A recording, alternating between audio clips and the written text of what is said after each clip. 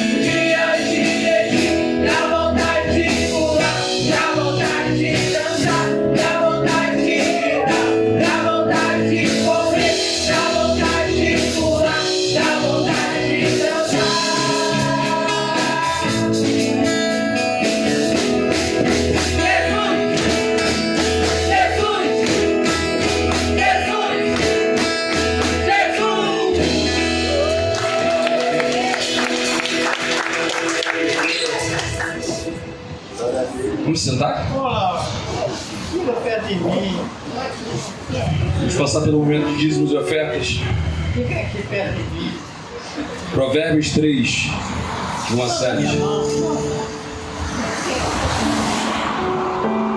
A palavra de Deus diz assim: meu filho, não esqueça da minha instrução, mas guarde no coração os meus mandamentos, pois eles prolongarão a sua vida por muitos anos e darão a vocês prosperidade e paz. Que o amor e a fidelidade jamais o abandonem. Prenda-os ao redor do pescoço, escreva-os na tábua do seu coração. Então você terá o favor e a aprovação aos olhos de Deus e dos homens. Confie no Senhor de todo o coração e não se apoie nos seus próprios entendimentos. Reconheça-o em todos os seus caminhos e ele endireitará as suas veredas. Não seja sábio aos seus próprios olhos. Tema ao Senhor e afaste-se do mal. Possamos entregar o nosso coração ao Senhor. Não esquecer dos mandamentos dele. Entender que a Bíblia é o nosso manual de fé e prática. Com isso, possamos trazer nossos dízimos, nossas ofertas, apoiar as nossas campanhas, viver tudo o que precisamos viver dentro da igreja, conforme o mandamento do Senhor. Sabendo que estamos em campanha da construção, campanha de missões mundiais, e na campanha que é aquela que é eterna, né? Ide, pregar o evangelho a toda criatura, que é a nossa principal missão nessa terra. Entregar o nosso coração ao Senhor, confiar nele e fazer o evangelismo diário de nossas vidas. Você tem a oportunidade de trazer seu dízimo, sua oferta até aqui o gasofilácio, mas principalmente, como sempre dizemos aqui, que você entregue o seu coração verdadeiramente ao Senhor e faça o que Ele manda nas nossas vidas. Amém? Vamos louvar ao Senhor.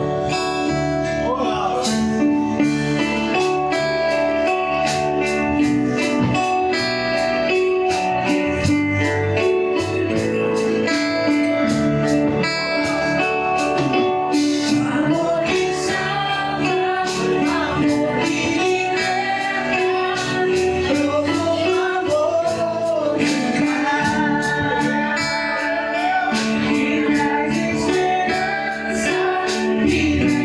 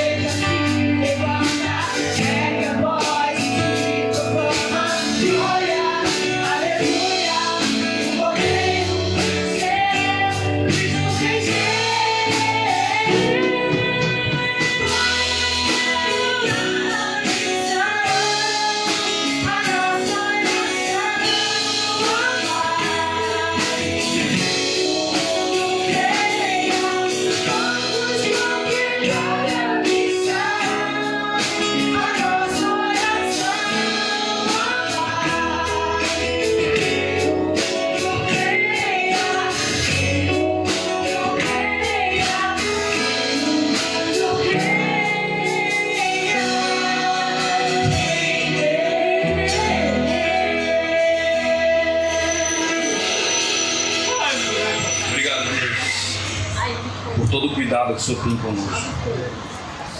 Obrigado por o Senhor tem feito multiplicar, Pai, aquilo que aqui é depositado, Pai. Não só os valores, Pai, dinheiro, mas também de força, de auxílio na tua casa, Pai. O Senhor continue conosco, Pai, nos liderando, nos direcionando, Pai, no caminho a seguir, Pai. Muito obrigado por tudo, Senhor. Assim te oramos, agradecidos em nome de Jesus. Amém. Eu tenho alguns anúncios aqui a fazer.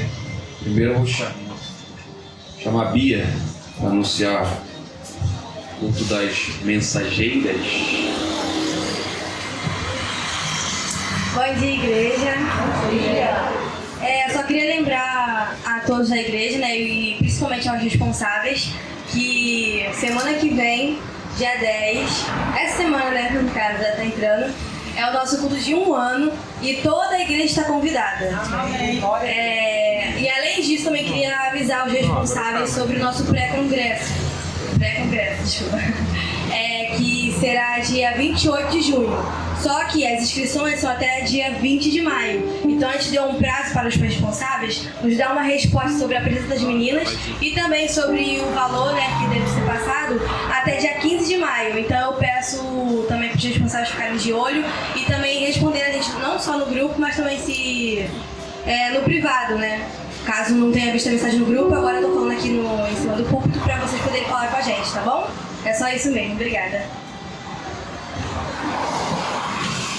Também, dia 18, né, Iago? O almoço dos embaixadores junto com o evangelismo. Preparem-se para não fazer comida, para almoçar aqui com a gente ou levar para suas casas. E não vamos deixar de anunciar também, para as pessoas também de fora poderem contribuir, porque eles sabem que toda a verba vai ser direcionada para a parte da construção. E pra gente isso é bênção. Amém? Amém. Glória a Deus. Quem é filho de Deus aqui? Amém. Aquele que é filho de Deus não é mais escravo do medo. Amém? Amém. Quando Cristo nos aceita, Ele como nosso Senhor e Salvador, as coisas passadas ficam para trás. E não somos mais escravos do medo. Te convido a abrir a sua boca para declarar isso nessa manhã. Vamos ficar de pé?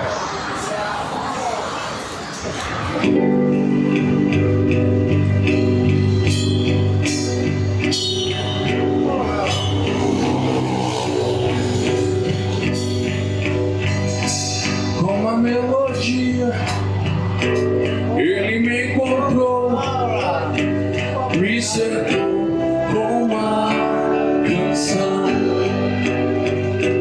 e me libertou dos meus inimigos, dos meus medos, me salvou.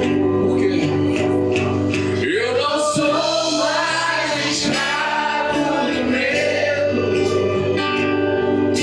sou filho de Deus. Eu não sou mais escravo do medo, sou filho de Deus.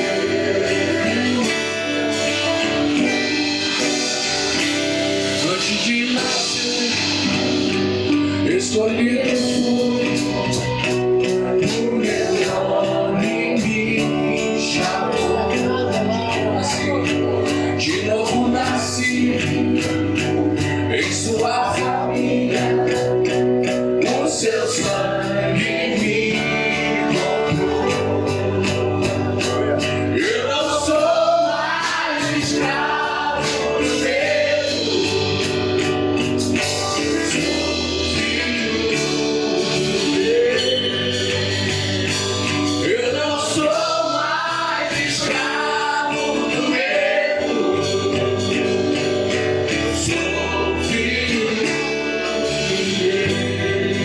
Deus.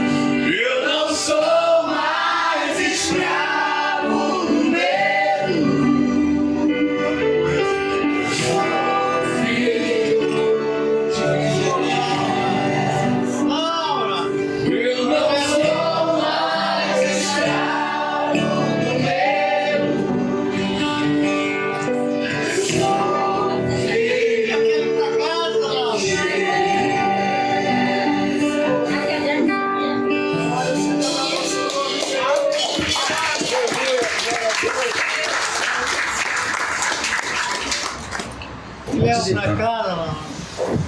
Leva. Quer deitar?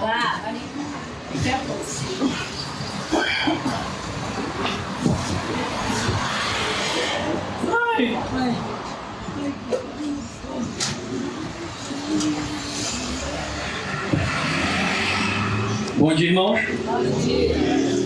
Bom dia, irmãos. Bom dia. Ah, tá. Achei que o pessoal estava dormindo.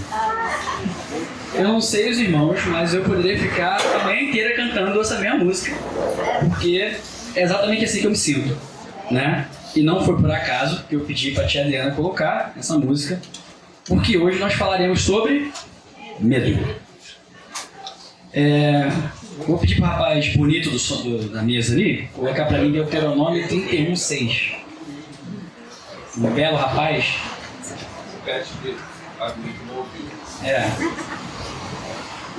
Deuteronômio 31:6.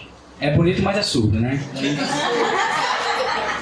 Tem que ver a sua prioridade.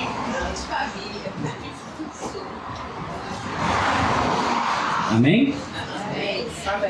Sejam fortes e corajosos, não tenham medo e não fiquem apavorados por causa delas, pois o Senhor, o seu Deus, vai com vocês e nunca os deixará nem os abandonará.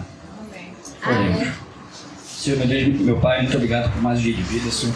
Abençoe cada irmão que veio aqui hoje ouvir a sua palavra, Senhor. Esteja comigo a cada momento, que eu não venha acrescentar nada que não seja da sua vontade, Senhor. Que eu seja apenas um intermédio para a sua palavra. Faça com que todos aqui estejam com o coração aberto para poder ouvir da melhor maneira a sua palavra, que possamos levar isso para as nossas vidas, Senhor. Eu te peço, eu te agradeço, em nome de Jesus. Amém. Amém. Vamos lá. Assim, eu sempre conto como é que eu cheguei nessa mensagem, e essa já estava mais ou menos preparada há um tempo. Eu já ia trazer... Obrigado, Chico. Leva logo, não. Tô meio ruimzinho da garganta, mas não repara não. Eu quero deitar um pouco lá. Ela já estava mais ou menos preparada, né? Mas quando eu ia colocá-la, o pastor falou sobre medo numa quinta-feira, alguns meses atrás, acho que um mês atrás. E eu falei, gente, mas não vai caber. Não. A gente vai falar intensivo sobre medo, o pessoal fica apavorado, melhor não. Então, aí eu troquei, eu mudei, e se não me engano, acho que eu tô com ansiedade naquela situação, e agora eu vou lá. Inclusive, essa é meio que um complemento da ansiedade, né? Faria mais sentido eu trazer o medo antes para depois a ansiedade, mas seria muito fácil, tem que complicar um pouquinho as coisas de vez em quando. Porque se a ansiedade é o medo do futuro, como nós vimos aqui, o medo, o que é o medo? Então eu vou falar um pouquinho sobre o que é o medo.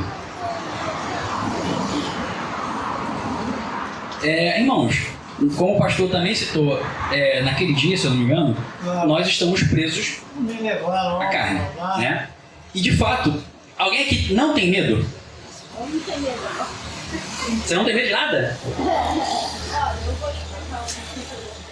Tá precisando quando? Se explicar não, mas ó, não é bom você não ter medo. Eu já te adianto que não vai fazer bem pra você.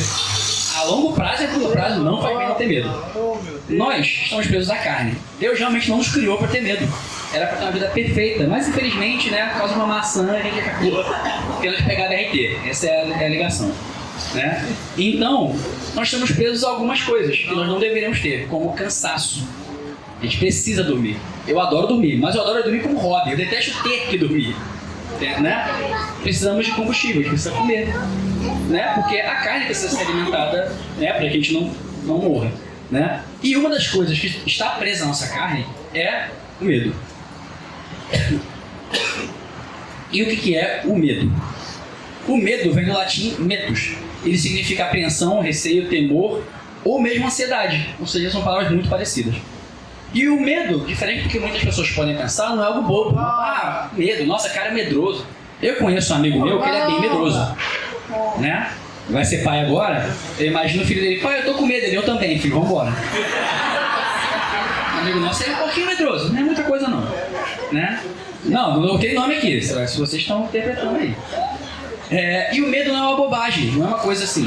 O que o medo é? O medo é um instinto de sobrevivência.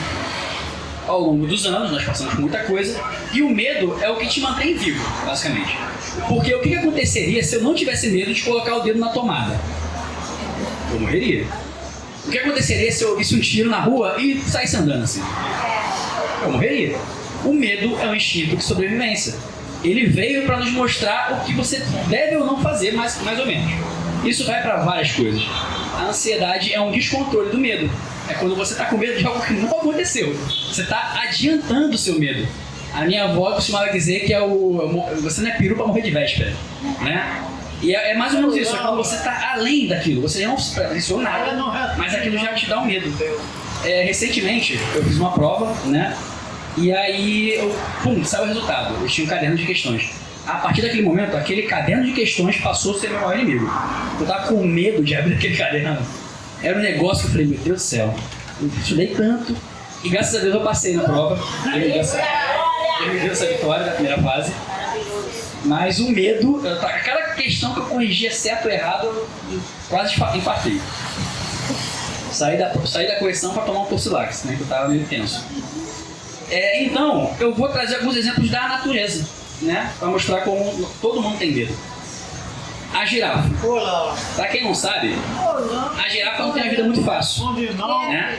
A girafa está no meio da savana, lá, na África, e aí, do nada, ela tá prenha, na verdade, né? E como é que é a girafa? Ela não pode ir para o hospital, ela não pode parar em lugar, não, vou ter meu filho. Não, a girafa faz o parto em pé. E não sei se você já viu o tamanho de uma girafa, mas é grande. Então, a girafa, uma girafa filhote já nasce com 1,80 de altura, mais ou menos. E ela já nasce caindo de 2 metros, mais ou menos. A girafa nasce caindo. E buf! E aí você fala, poxa, a mãe vai cuidar do filhote. Não, a mãe, se você for ver um vídeo, a mãe fica dando cabeçada no filhote e fica dando coice no filhote. Você fala, gente, mas por quê? Porque ela não tem tempo. A girafa não tem tempo de aprender a andar. O leão tá vindo. Então a girafa tem que aprender a andar o mais rápido possível. Então a girafa, se tá difícil pra gente, irmãos, imagina pra girafa, que nasce caindo de 2 metros, já levanta com um monte de chute da mãe e correndo do leão. Então se tá ruim pra gente, imagina pra girafa, né? Eu vou trazer um exemplo diferenciado. Um urso, né? Um urso, tem vários tipos de urso, né? Se for um polar não adianta, mas um urso normal, se você estiver em algum lugar e você viu um urso, não adianta correr porque ele corre mais que você. Não adianta nadar porque ele nada mais que você. Eu vou subir na árvore, ele sobe em árvore também para comer. E o urso, ele não vai te matar para comer, você não é alimento do urso, você não faz parte da alimentação dele. Ele vai te matar só porque ele vai achar que você é muito estranho ali e você não está certo ali. Então, uma das estratégias muito estudadas é que se você vê um urso, você tem que fazer o quê? Pegar alguma coisa, uma mochila, tem que parecer maior do que o urso. Então você pega um galho, uma coisa e levanta. Porque você tem que parecer maior que o urso. O urso não sabe que é um ser humano. Ele não olha assim, não, isso é humano, ele está me enganando. Ele não sabe que ele não vê humano todo dia. Então a sua chance é ele tentar não entender o que você é, e, pô, esse cara é muito grande, não vou comparar com ele não. Eu até tá escrito aqui, ó. Imagina a tia Alessandra numa situação dessa.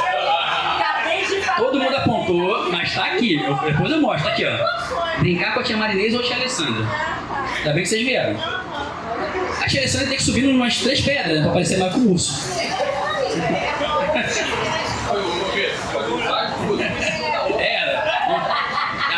A tia Alessandra foi pro Canadá, tem que acampar com uma escadinha na mochila. Então, a girafa filhote vai com a tia Alessandra muito.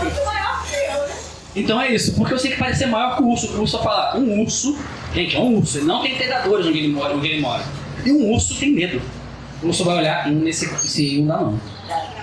Temos também o lagarto. Para quem não sabe, o lagarto tem a capacidade de regenerar membros e tudo mais. Todo mundo já viu pele de lagartixa no chão, assim, né?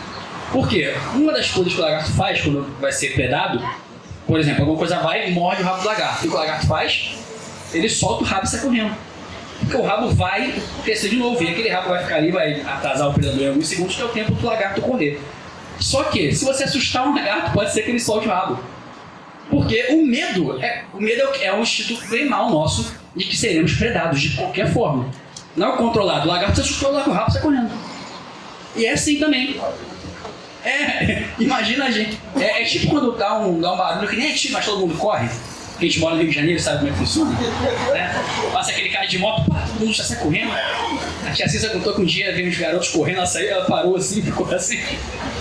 Né? E é isso que é o medo. O exemplo também da tia Cissa é que ela uma vez estava na rua, em frente ao Saguimelo, ela viu uma cobra saindo e ela correu pelo Saguimelo.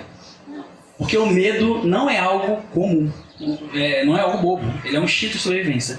Algumas pessoas um pouco mais, né?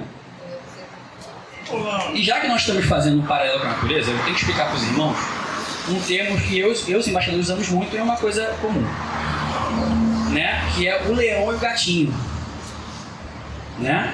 E adivinha quem eu vou usar de exemplo hoje? Cadê ele que eu não estou vendo? Tá ali. Eu vou explicar como é que funciona a dinâmica do leão e do gato. O Cadu acorda cedo para jogar videogame. Para jogar videogame ele é um leão. Agora acordar cedo para jogar bola ele é um gatinho. Chega a Mia. Entendeu? Como é que funciona? Ó, o Gabriel para reclamar é um leão. Mas para fazer as obrigações dele... Entendeu? É mais ou menos isso. Leão ou um gatinho, né? É que ia ficar só no Cadu. Eu tinha que passar por outro membro da família, né? E aí, eu ia falar sobre Elias, né? Vou trazer alguns exemplos de leões e gatinhos dentro da Bíblia, tá? Abre pra mim em 1 Reis 18, vamos de 25 a 27. É muito grande o texto, mas eu vou trazer um breve resumo. O povo de Israel já estava adorando outros deuses, já estava numa bagunça, como sempre, né? Já está sempre uma bagunça. E aí só tinha um homem que ainda era um profeta, que era Elias. E tinha vários homens de Baal. Então coisas acontecem e Elias, o Deus, ele fala assim: eu vou desafiar os profetas de Baal. Eles vão para o Monte Carmelo, tem 450 profetas, e ele vai lá, eu vou desafiar esses caras. A gente vai ler aqui. Elias disse aos profetas de Baal: escolham um dos novilhos e preparem o primeiro. Visto que vocês são muitos, clamem pelo nome do seu Deus, mas não acendam fogo. Então pegaram o novilho que lhes foi dado e prepararam. Clamaram pelo nome de Baal desde a manhã até meio-dia. Ó Baal, responde-nos, gritavam. Dançavam em volta do altar que haviam feito, mas não houve nenhuma resposta, ninguém respondeu. Ao meio-dia, Elias começou a zombar deles. Ele tem mais alto, dizia, já que ele é um Deus, quem sabe ele está meditando, ocupado, viajando. Talvez esteja dormindo e precise ser despertado. Vamos ficar por aí por enquanto. Esse homem estava um leão. Esse homem, 450, seu Deus está dormindo, hein, irmão? Se eu fosse você, eu falava mais alto. Lembra que ele era o único, né? Ele estava sozinho. Ih, vocês estão dando muito mole, seu Deus, ó, está viajando. Então, esse homem, você fala, caramba, esse homem é um varão valoroso, é um homem de propósito, corajoso, nada é capaz de assustar Elias.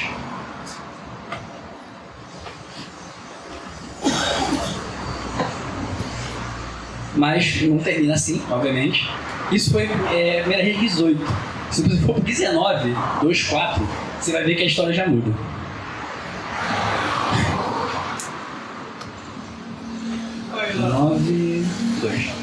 Por isso, Jezabel mandou um mensageiro a Elias para dizer-lhe que os deuses me castiguem com todo rigor se amanhã, esta hora, eu não fizer com sua vida o que você fez com a deles. Só um pequeno contexto. Quando acabou a parte da oração, que Elias provou ser vitorioso, ele orou e Jesus acendeu o novilho dele. E o príncipe de Israel, Elias, então pega todos os profetas de Baal, prende e mata. Então foi isso. Então a Jezabel fala que meus deuses me amaldiçoem se amanhã não fizer contigo igual. Então Elias teve medo e fugiu para salvar sua própria vida. Quando chegou a Betseba de Judá, deixou o seu servo e entrou no deserto, caminhando um dia, chegou aonde havia uma giesta, sentou-se debaixo dela e orou, pedindo a morte. Já tive bastante, Senhor, tira minha vida, já não sou melhor do que meus antepassados. Gente, mas de um capítulo pro outro, o cara foi de zombador de 450 homens por causa de uma mulher. Deus me mata, eu não sou digno. Eu tinha visto com Jonas, né? Eles tinham essa mania, né? Eu já não sou mais digno. Aí eu falei, gente, Elias tava lá, 450 homens, um leão.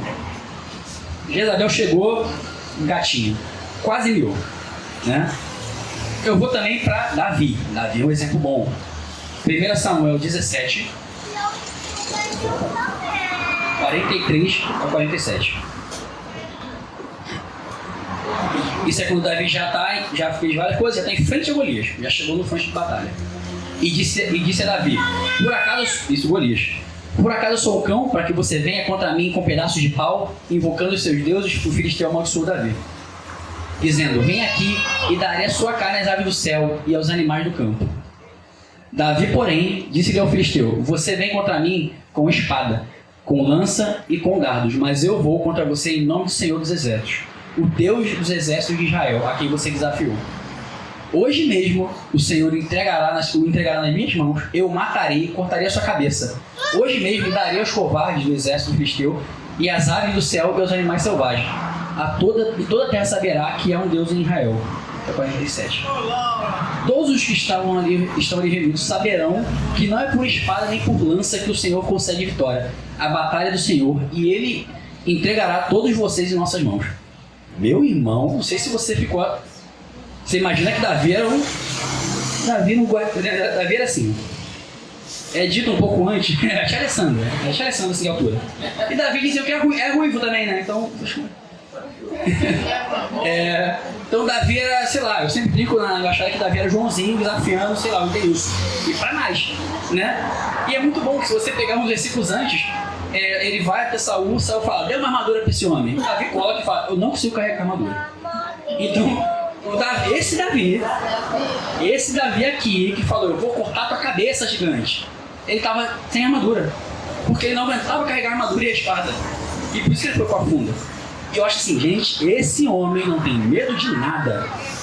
Esse homem desafiou um gigante. Eu falo, quando você ouve a história de Davi e Golias, ele fala, matou o gigante. Não. Ele falou, hoje mesmo eu vou matar você, cortar tua cabeça, vou dar pros bichos, vou matar todo o seu exército. Eu imagino um gigante que nunca perdeu na vida, imagino, né? Olhando pra baixo assim, esse cara tá maluco. Ele não tá legal. E como a gente não é total aquelas ideias, né? E é dali, ele sai da Golias, imagino que já irado com aquele absurdo, já sai correndo, né? E aí acontece a história que a gente já conhece. E aí você pensa, Davi não tem medo de nada. É o leão que ruge. É o homem segundo o coração de Deus. O que poderia assustar esse homem? Vamos para 1 Samuel 21, de 10 a 15. E leva lá.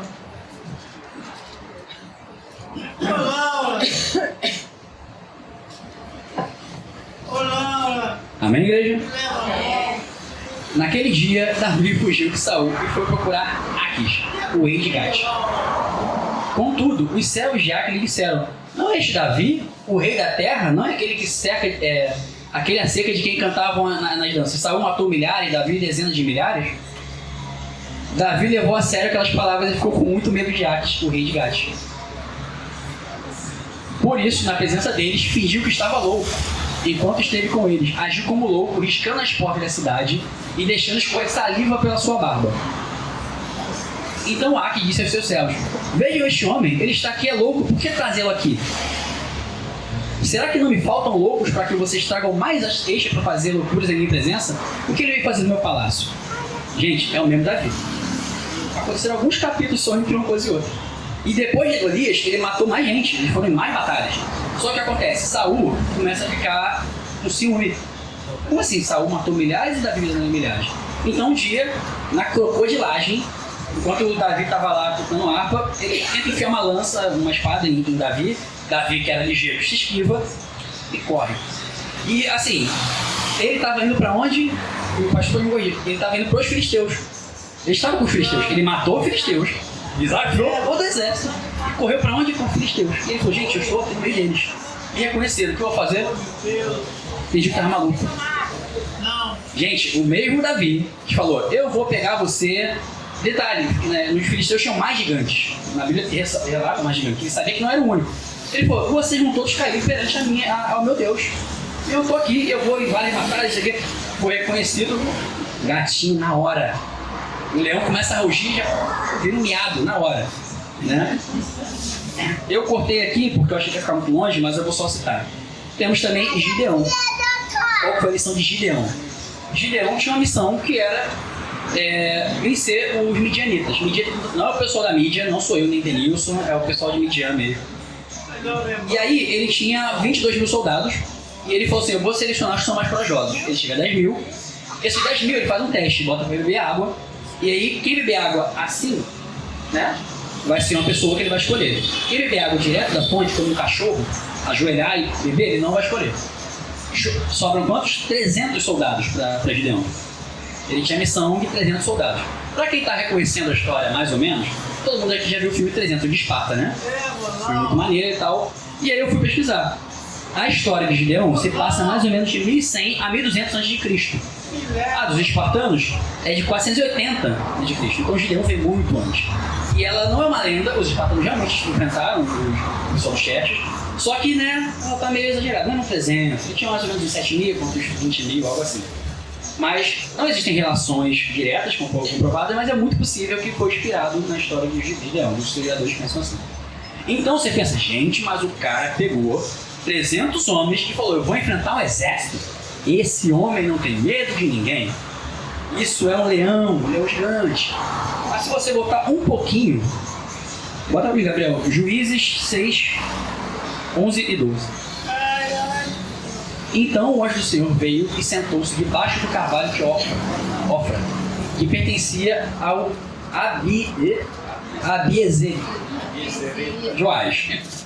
Gideão, filho de Joás, estava malhando trigo em um tanque de prensar uvas para esconder-se dos midianitas. Então o anjo do Senhor apareceu e disse, Gideão, Senhor está com você, poderoso guerreiro. Eu acho que teve até uma ironia. O cara estava escondido malhando trigo no lugar que não era para malhar. Chegou um anjo, poderoso, valoroso guerreiro, vim falar contigo. Ele, fala baixo que eu estou escondido. Né? Então você vê aqui, Gideão, que lá na frente vai fazer uma batalha, que vai criar uma estratégia, estava escondido. Então assim, você vê que é mais o leão que outrora foi gatinho. E aí eu fui pesquisar um pouco sobre coragem, né? E como muitos talvez pensem, a coragem não é ausência de medo, de maneira nenhuma. O contrário de coragem não é ausência de medo. Porque, de novo, se você não tiver medo, você morre. Tem até um super-herói na Marvel, que é o Demolidor, o Homem Cinza.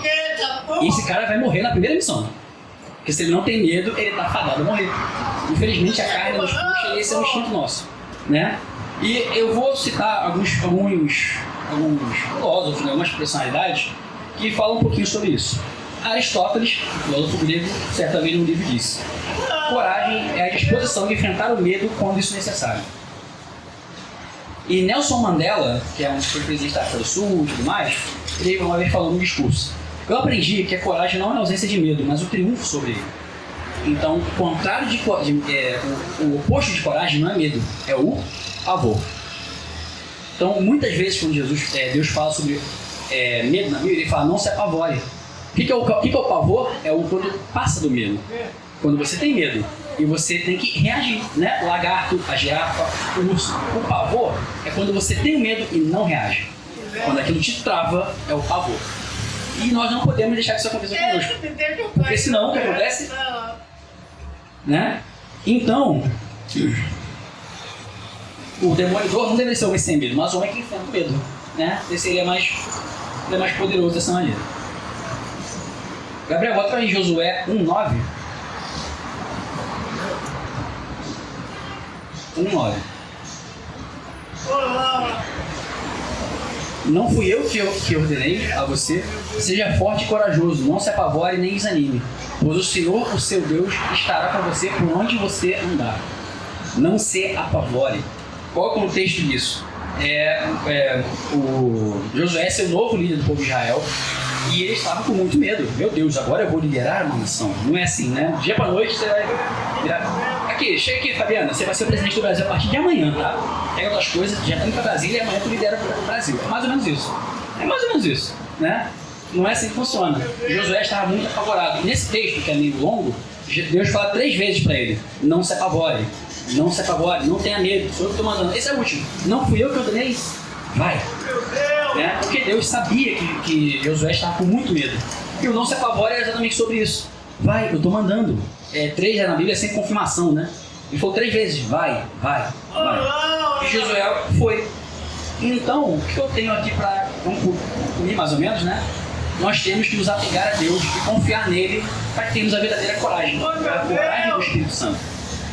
Ele mandou, voltando à história, ele mandou um anjo para alimentar Elias, que deu uma nova missão, e ele concluiu essa missão.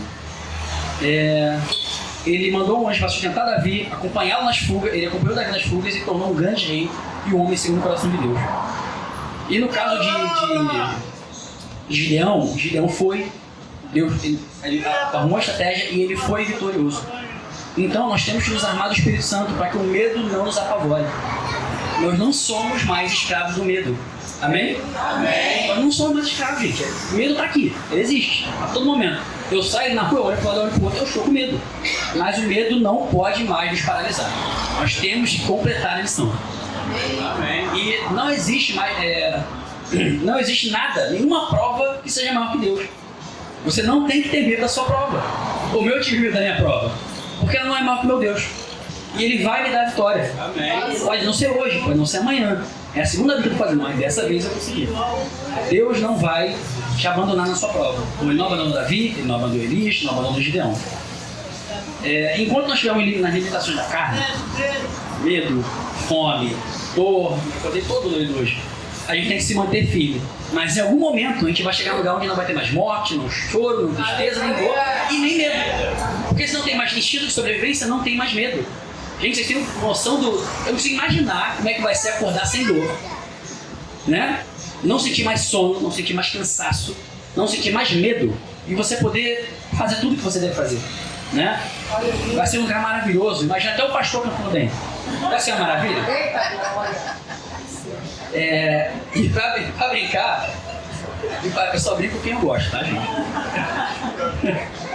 Um dia o pastor falou assim: você quer... Alguém falou: eu achei que o pastor fosse cantar. Eu falei: ufa.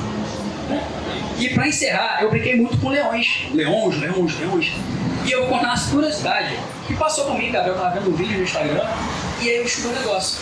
Se é tão perigoso na savana, cheio de bicho solto, como é que os humanos fazem safari? Já pensaram nisso? Tem safari na África e tal, o pessoal vai... Assim, não sei se vocês não sabem, o hipopótamo é o animal que mais mata no mundo. Ele é muito feroz, ele é muito forte. Como é que o humano está andando no meio dos elefantes, no meio dos hipopótamos, o leão passa e não acontece nada? Porque, como eu falei, o urso não consegue discernir que aquilo ali é um ser humano.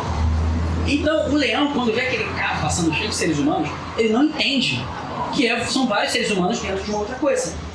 Ele não entende.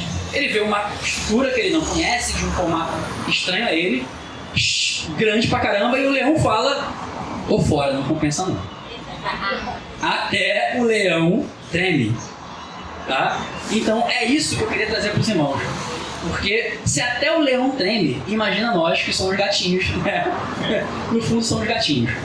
E outra coisa, para encerrar agora de fato, estejamos sempre confiantes em Deus, porque perante Deus, todo leão vai virar gatinho perante nós. Aleluia! Glória a Deus!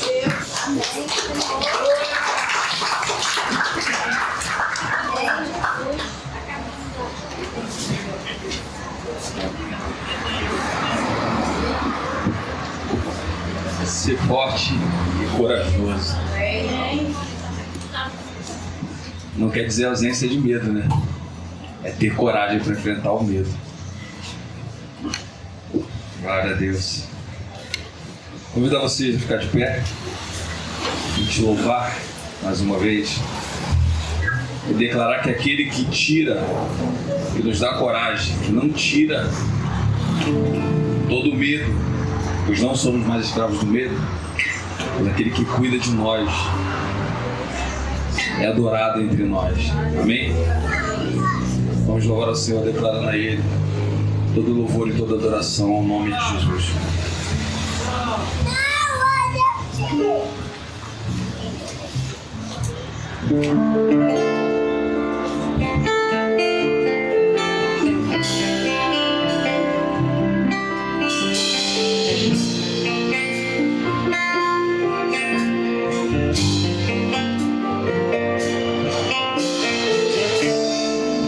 És adorado entre nós,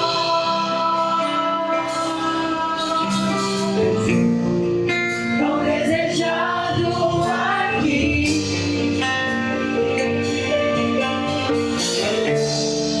Mas nada se comparará com a glória que há de ti.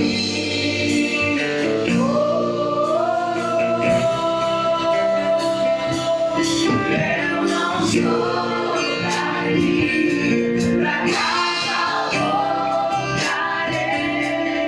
Ele vem me buscar, e com ele eu irei. Eu não sou daqui, pra casa voltarei.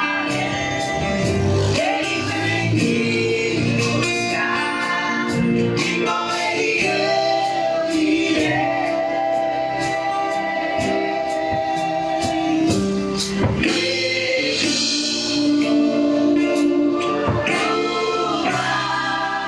O Messias aguardado, ele vem me buscar.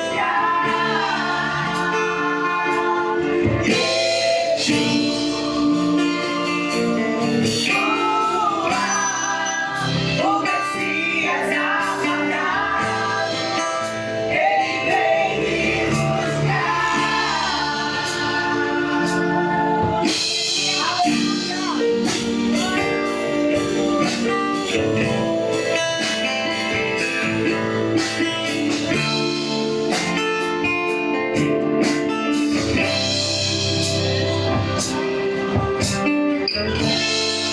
És adorado entre nós, tão desejado aqui.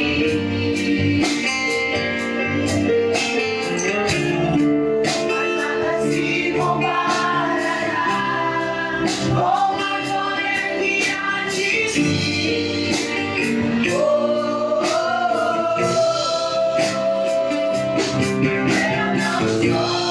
daqui, pra casa voltarei. Ele vem me buscar, e com ele eu irei. Eu não sou daqui, pra casa voltarei. Ele vem me buscar, e com ele eu irei.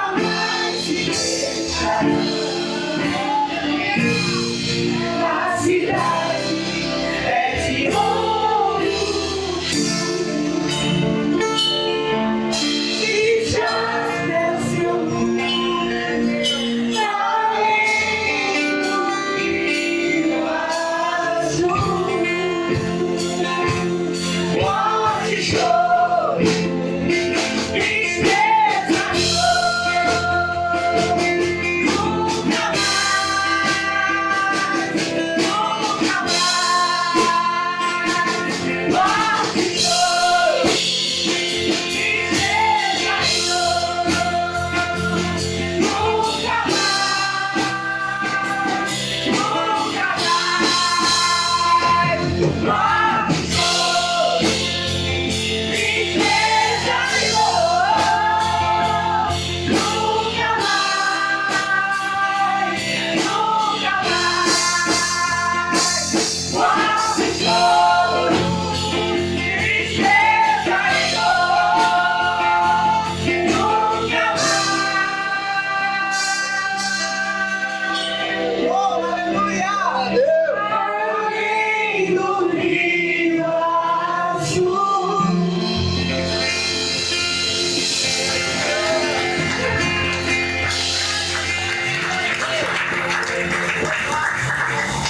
Deus os abençoe no retorno para suas casas e nos traga a noite para adorarmos e engrandecermos o nome do Senhor novamente.